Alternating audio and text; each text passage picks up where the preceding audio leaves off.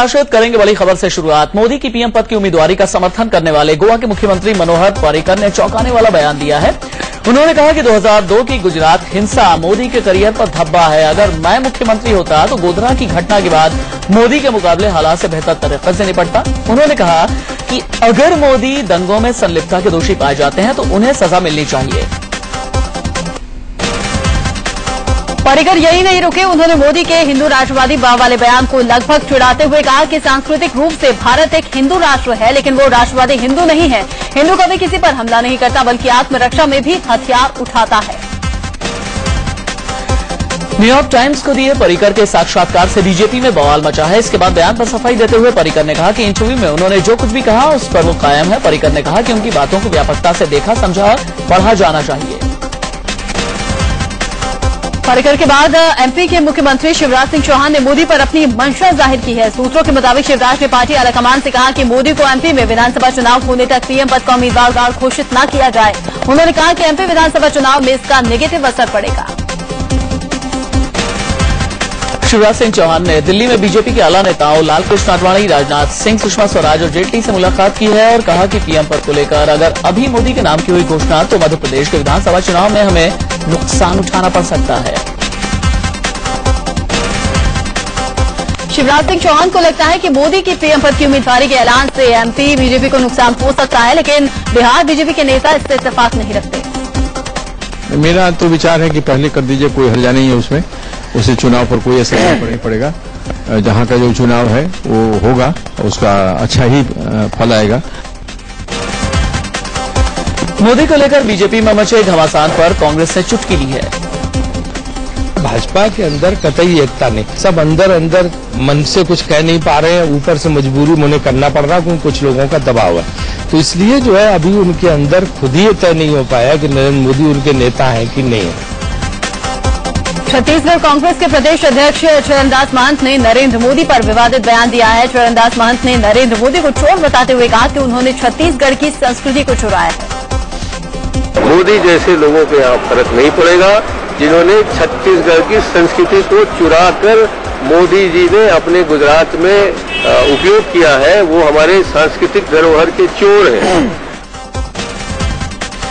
मोदी के पीएम पद के सपने वाले बयान पर दिग्विजय सिंह ने चुटकी ली है। दिग्गी राजा ने ट्वीट किया है कि शायद मोदी ने ये सीख आडवाणी जी से ली है, जो हमेशा से पीएम इन वेटिंग ही रहे। मोदी व पार्टी में मचे घमासान से अलग छत्तीसगढ़ के अंबिकापुर में 7 सितंबर को बीजेपी ने महारैली का आयोजन किया। रैली में मोदी, राजनाथ और सुषमा समेत बीजेपी के कई बड़े नेता भी शिरकत करेंगे। रैली को लेकर अंबिकापुर में 2 करोड़ की लागत से भव्य मंच तैयार किया गया है। उधर योग गुरु बाबा रामदेव ने एक बार फिर खुलकर गुजरात के मुख्यमंत्री नरेंद्र मोदी का समर्थन किया है। उन्होंने पीएम पद के लिए जल्द ही मोदी के नाम का ऐलान करने की वकालत की। उन्होंने कहा कि मोदी कुछ कर दिखाने में भरोसा रखते हैं। मोदी कर रहा है और यदि उसको प्रधानमंत्री देश का बनने का सौभाग्य मिलेगा तो देश में भी कुछ बड़ा काम करेगा। वो करने के सपने देखता है, खाली सोचता नहीं है। वहीं रामदेव ने संकेत दिए कि अगर नरेंद्र मोदी को पीएम पद का उम्मीदवार घोषित नहीं किया गया तो बीजेपी का समर्थन नहीं करेंगे। हंसराज मामले पर बाबा रामदेव ने कहा कि एक संत पर आरोप लगा है तो सभी संतों को एक ही पलड़े पर नहीं तौलना चाहिए। मामले की जांच चल रही है, हमें सब्र करना चाहिए। मत संप्रदाय में यदि कोई उस आचार संहिता का पालन नहीं करता है तो उसके लिए दंड का भी प्रावधान है। अनुचित तरीके से एक पक्षीय साधुओं की आलोचना भी कहीं कहीं दिखाई दे रही है। अपनी प्रेस कॉन्फ्रेंस के दौरान बाबा रामदेव ने सरकार पर जमकर निशाना साधा। उन्होंने कहा कि सरकार की पोल खोलने के लिए हम देश भर का दौरा करेंगे। जो केंद्र सरकार देश में पाप कर रही है, इसके जो 21 बड़े पाप हैं वो आज सब मीडिया में दे रहा हूं और पूरे देश में जाकर के इनके पापों की पोल खोलेंगे। बाबा रामदेव ने रुपए की गिरती हालत पर भी चिंता जताई है। उन्होंने कहा कि देश में इस वक्त आपातकाल जैसे हालात पैदा हो गए हैं। राज सत्ता और धर्म सत्ता को लेकर के आज गहरे प्रश्न चिन्ह लगे हैं। राजनीतिक दृष्टि से एक आपातकाल जैसी स्थिति देश में बनी हुई है। गवर्नेंस नाम की चीज नहीं है।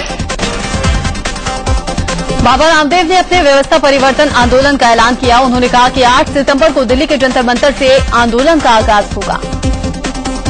हम 8 ही सितंबर करेंगे और उसके बाद 13 तारीख से इस सरकार की पैरवी करने के लिए मध्य प्रदेश के नीमच से हम अपनी इस व्यवस्था परिवर्तन की यात्रा का प्रारंभ करेंगे। नाबालिग से यौन शोषण के आरोप में जोधपुर सेंट्रल जेल में कैद आसाराम ने खुद को त्रिनाली शूल नामक बीमारी से पीड़ित बताते हुए महिला वैद्य की मांग की है। उन्होंने जेल प्रशासन के जरिए डिस्ट्रिक्ट और सेशन कोर्ट में अर्जी भेजी है। इसमें कहा गया है कि पिछले 2-3 सालों से नीता नामक महिला वैद्य उनका इलाज कर रही है। आसाराम ने अगले 8 दिनों तक जेल में नीता के इलाज की इजाजत देने की गुहार लगाई है। इस बीच आसाराम मामले में नया खुलासा हुआ है। सूत्रों के हवाले से खबर है कि शिवा के मोबाइल से आसाराम और लड़की का वीडियो मिला है। वहीं जेल में सुविधाओं की मांग को लेकर आसाराम की याचिका पर आज जोधपुर कोर्ट में सुनवाई होगी। जेल में कैद आसाराम गंगाजल और बाहर से खाना मंगाना चाहते हैं। आसाराम ने अपने निजी बिस्तर के इस्तेमाल की भी इजाजत मांगी है। आसाराम की राजदार और उनके आश्रम की वार्डन शिल्पी का जो कि फरार बताई जा रही है। जोधपुर पुलिस का दावा है कि उसका पता ठिकाना जानती है। पुलिस का कहना है कि जरूरत पड़ने पर उससे पूछताछ भी की जाएगी। आज भी यही कह रहे हैं कि शिल्पी से शीघ्र जोधपुर पुलिस इन्वेस्टिगेट करे। इससे पहले आसाराम की सबसे बड़ी राजदार शिल्पी की एक्सक्लूसिव तस्वीर सामने आई। शिल्पी छिंदवाड़ा आश्रम की वार्डन है, जहां पीड़ित लड़की पढ़ती थी। पीड़ित लड़की को आसाराम के पास लेकर जाने वाली शिल्पी ही है। शिल्पी का असली नाम संचिता गुप्ता है। लोग इसे शिल्पा भी कहते हैं। शिल्पी से जोधपुर पुलिस छिंदवाड़ा में पूछताछ कर चुकी है। इसने कई बड़े राज उगले हैं। बताया जा रहा है कि आसाराम के पास महिलाओं और लड़कियों को भेजने वाली यही शिल्पी है। पुलिस की जांच में पता चला है कि पीड़ित लड़की को आसाराम तक पहुंचाने के लिए एक पूरा प्लान बनाया गया था। जोधपुर पुलिस ने 6 अगस्त से 14 अगस्त तक आसाराम और उनके सहयोगियों के बीच हुई बातचीत का पूरा काला चिट्ठा निकाला। इन 9 दिनों में आसाराम की नजदीकी सेवादार शिवा, गुरुकुल की वार्डन शिल्पी और निदेशक शरद चंद्र के बीच लगातार बातचीत हुई थी। इंदौर के जिस आश्रम से बापू को गिरफ्तार किया गया था, अब वो भी सवालों के घेरे में है। करीब 20 एकड़ में फैले इंदौर आश्रम की जमीन ग्रीन बेल्ट की है। आश्रम के अवैध निर्माण और सरकारी जमीन पर जबरन कब्जे के खिलाफ 2 अगस्त को जिला कलेक्टर के सामने शिकायत दर्ज करवाई गई है। उत्तराखंड से भी आसाराम के लिए बुरी खबर है। उत्तराखंड सरकार ने देहरादून स्थित आसाराम के एक आश्रम को नोटिस भेजा है। आरोप है कि जितनी जमीन के लिए नक्शा पास हुआ था, उससे ज्यादा जमीन पर अवैध रूप से निर्माण किया गया। 13 सितंबर तक अगर आश्रम ने जवाब नहीं दिया तो सरकार आश्रम सील कर देगी। उत्तराखंड के ऋषिकेश में भी आसाराम पर जमीन कब्जाने का आरोप लगा है। यहां हरिदास सेवक नाम के एक संत ने आसाराम पर आरोप लगाया है कि उन्होंने डरा धमकाकर जबरन उसके आश्रम पर कब्जा कर लिया। भोपाल में आसाराम समर्थकों ने रेलवे ट्रैक पर जाम लगाया और ट्रेनें रोकने की कोशिश की, जिस पर पुलिस ने लाठीचार्ज कर ट्रैक खाली कराया। कई प्रदर्शनकारियों को पुलिस ने हिरासत में भी लिया। लखनऊ के केकेसी कॉलेज के छात्रों ने नाबालिग के यौन शोषण के आरोप में फंसे आसाराम के विरोध में उनका पुतला फूंककर जमकर नारेबाजी की। छात्रों ने आसाराम की अकूत संपत्ति भी जब्त करने की मांग उठाई। चीन ने एक बार फिर दुस्साहस करते हुए भारत की सीमा में घुसपैठ की है। एक रिपोर्ट के मुताबिक लद्दाख क्षेत्र में LAC पर चीन ने 640 वर्ग किलोमीटर भारतीय क्षेत्र पर कब्जा जमा लिया है। घेराबंदी इस तरह से की गई है कि भारतीय सेना LAC तक पहुंच ही नहीं पा रही। इस वजह से भारतीय सेना के जवान LAC की निगरानी नहीं कर पा रहे।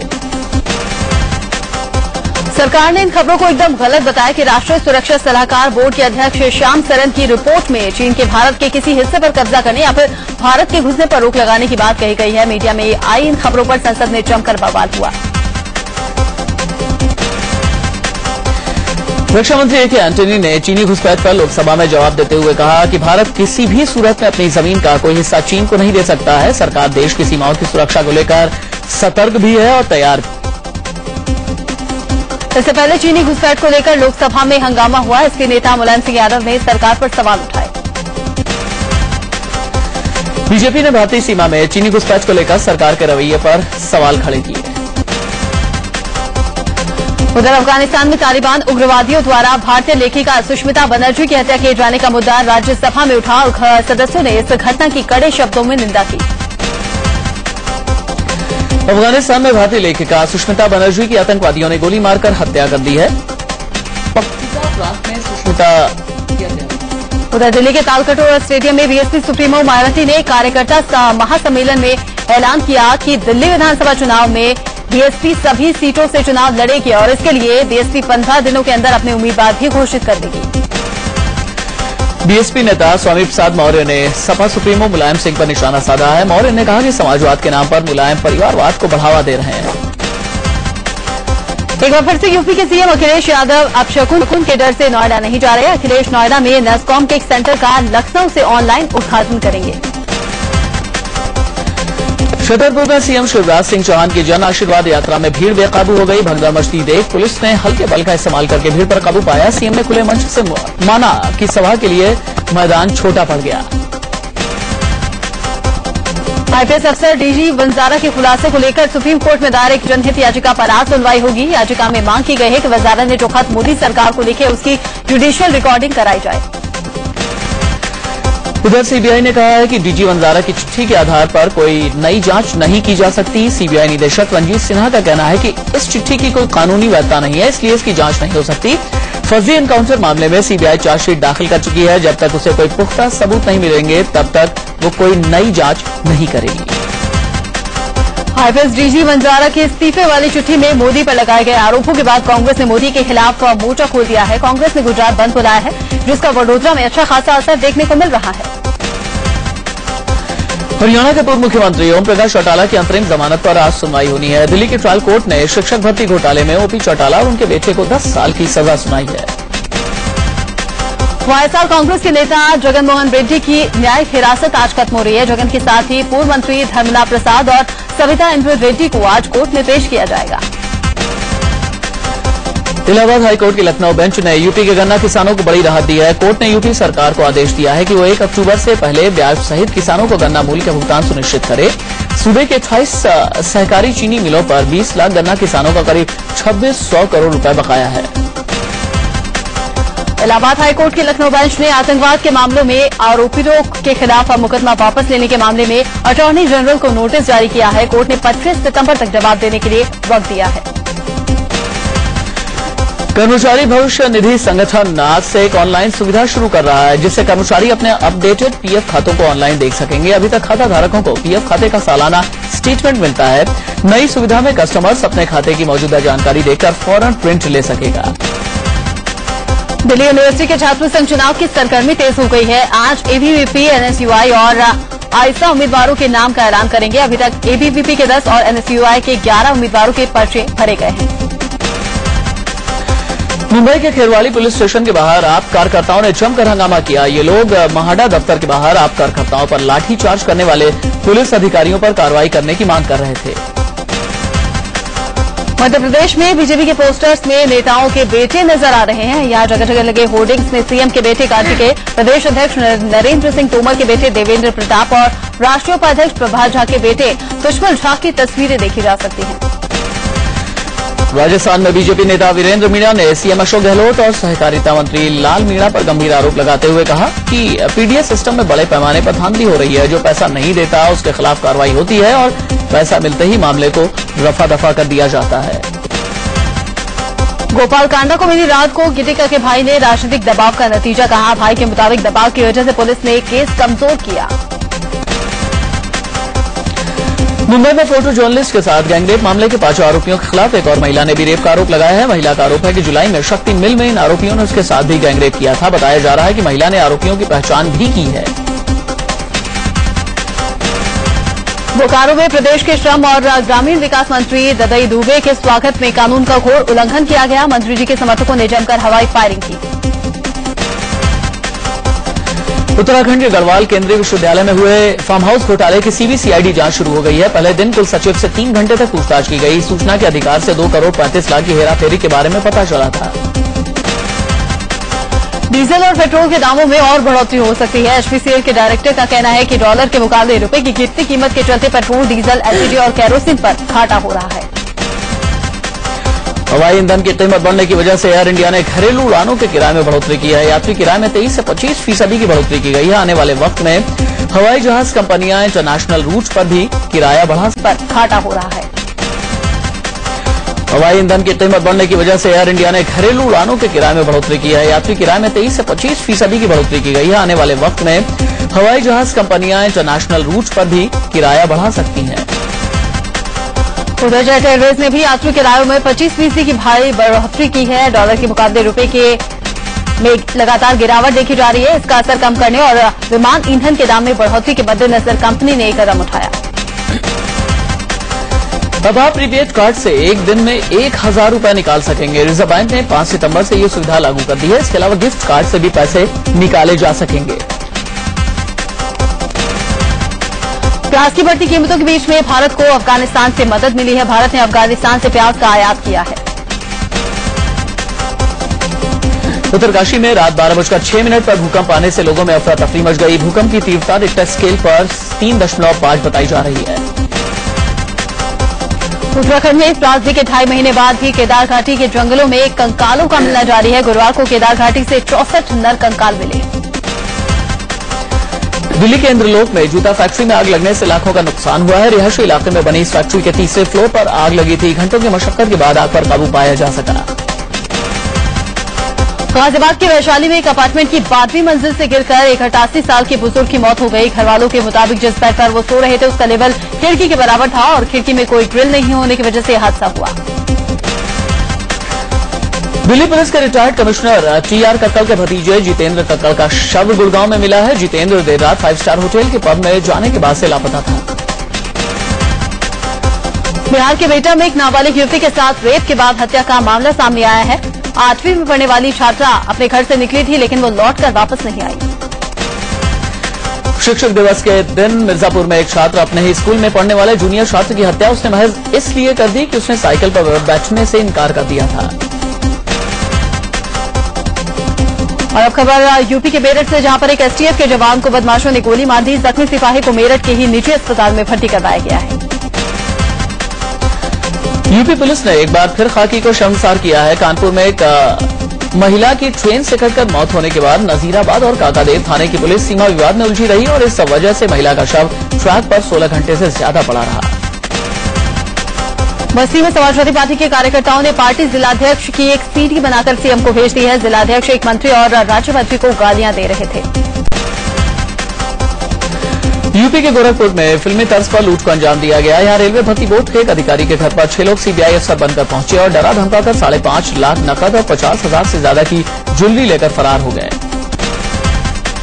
यूपी के बदायूं में मिड डे मील खाने से 4 तारीख को बीमार हुए बच्चों की तबियत फिर बिगड़ गई। अस्पताल से छुट्टी होने के बाद बच्चों की हालत फिर बिगड़ी, जिसके बाद 18 बच्चों को जिला अस्पताल में दोबारा भर्ती करवाया गया।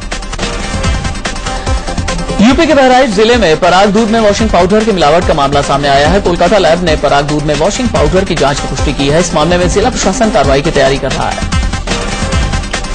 मध्य प्रदेश के बैतूल में पुलिस की पूछताछ से परेशान एक महिला ने खुदकुशी कर ली। मामला जावरा गांव का है, जहां पर बीते मंगलवार को बुधराव हत्याकांड में जांच करने गई पुलिस ने पूछताछ के लिए नाम पर महिला पर इतना दबाव डाला और उसे इतना डराया धमकाया कि उसने आत्महत्या कर ली। इंजीनियर दंपति हत्याकांड बोकारो पुलिस को बड़ी सफलता मिली है। पुलिस ने हत्याकांड में 4 लोगों को गिरफ्तार किया है। पुलिस का कहना है कि हत्याकांड को अंजाम देने के लिए उनकी नौकरानी ने ही अपने पति के साथ मिलकर साजिश की।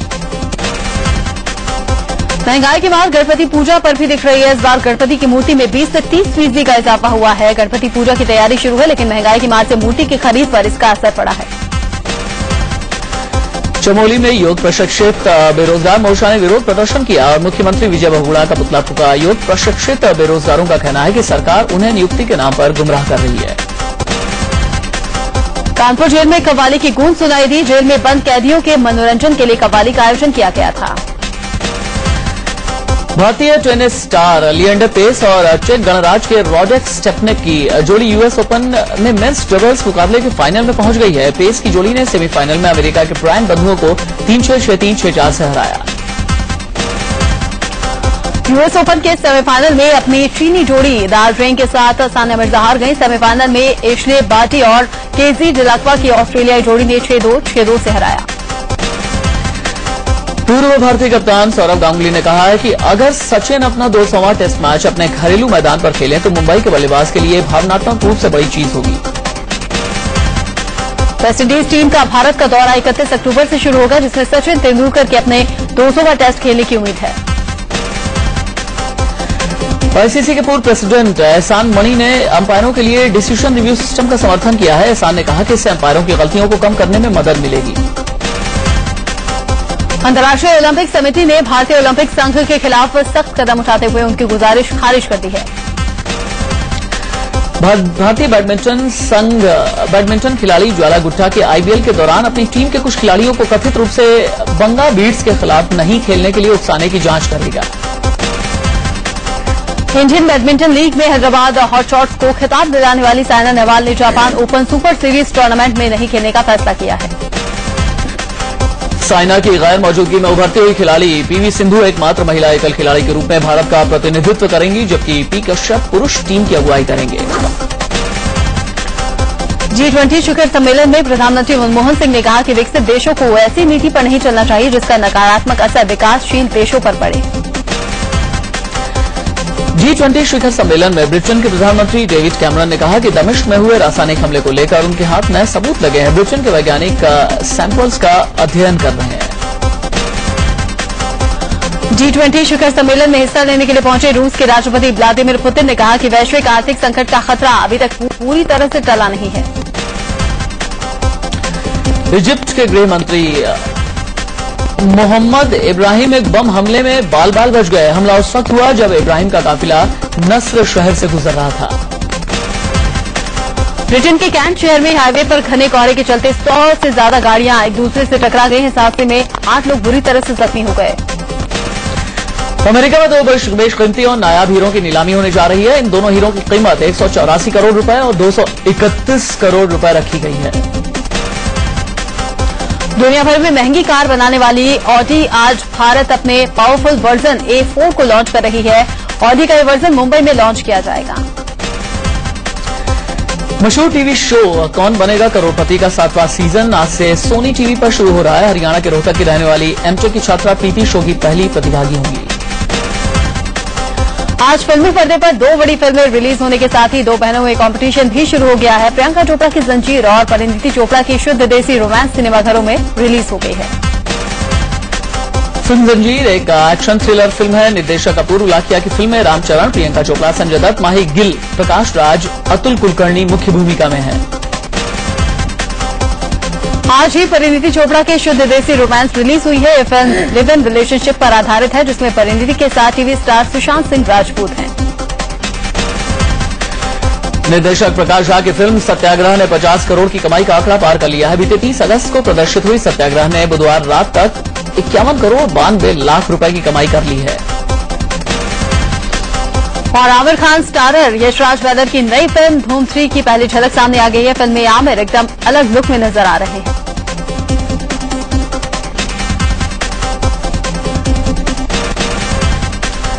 चलिए इसी के साथ सुपरफास्ट 100 में इतना ही। बस थोड़े से इंतजार के बाद खबरें जारी हैं।